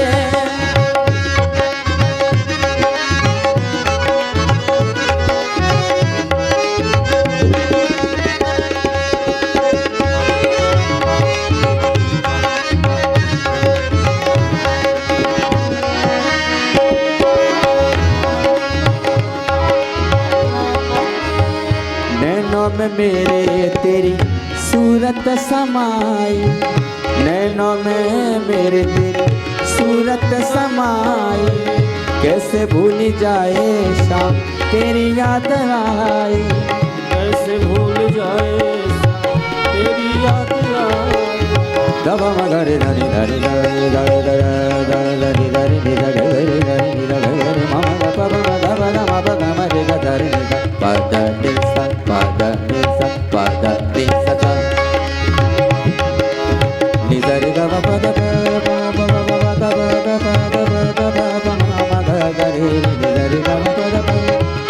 नैनों में मेरे तेरी सूरत समाई, कैसे भूली जाए शाम तेरी याद आई, बंसी के पीछे पड़ गए, बंसी के पीछे पड़ गए, ये तो पड़ गए पड़ गए पड़ गए, मेरे नैना लड़ गए शाम सोने ना लड़ गए, ओ मेरे नैना लड़ गए शाम सोने ना लड़ गए, बाके बिहारी से कुंज बिहारी से रास बिहारी से, मेरे नैना लड़ गए श्याम सोने ना लड़ गए, ओ मेरे नैना लड़ गए श्याम सोने ना लड़ गए, श्याम सोने ना लड़ गए, श्याम सोने ना लड़ गए, श्याम सोने ना लड़ गए।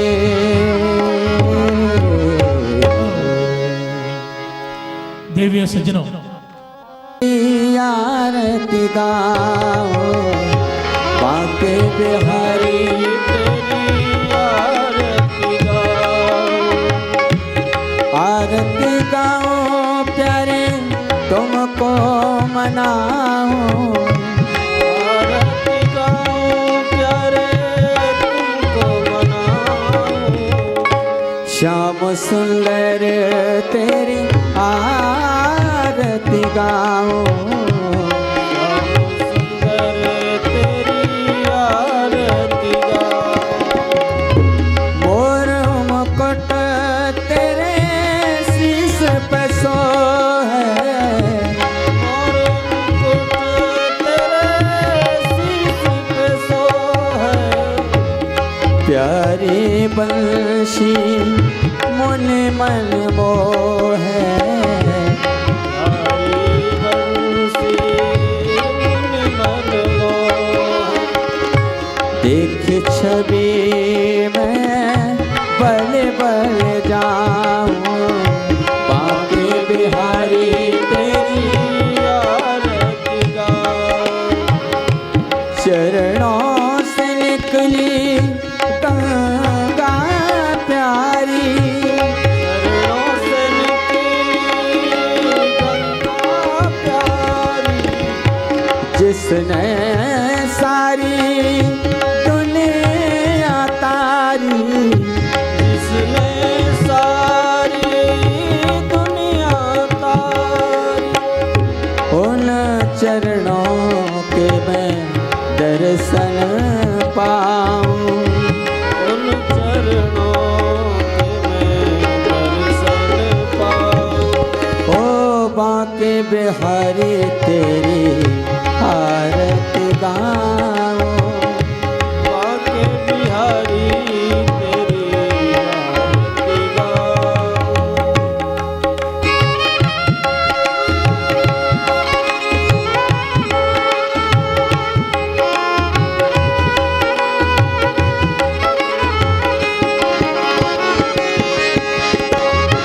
दास हनाथ के नाथ आप हो, दास अनाथ के नाथ आप हो, सुख दुख जीवन साथ आप हो, दुख जीवन साथ आप हो, उन चरणों को मैं शीश झुकाऊं, बाके बिहारी तेरी आरती गाओ, श्री हरिदास के प्यारे तुम हो, श्री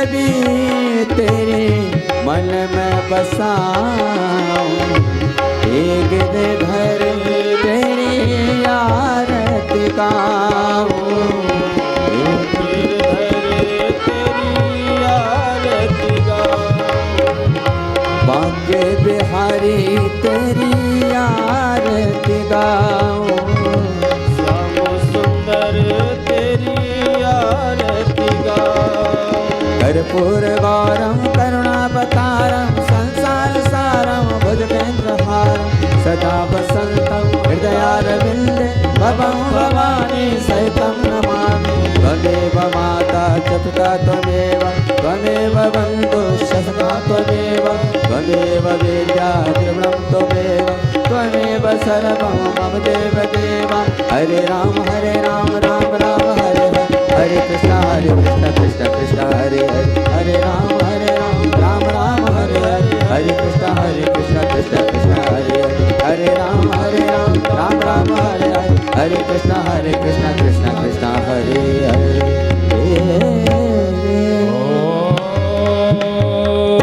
आरार्धिक्यं समर्पयामि श्रीमद्भागवत महा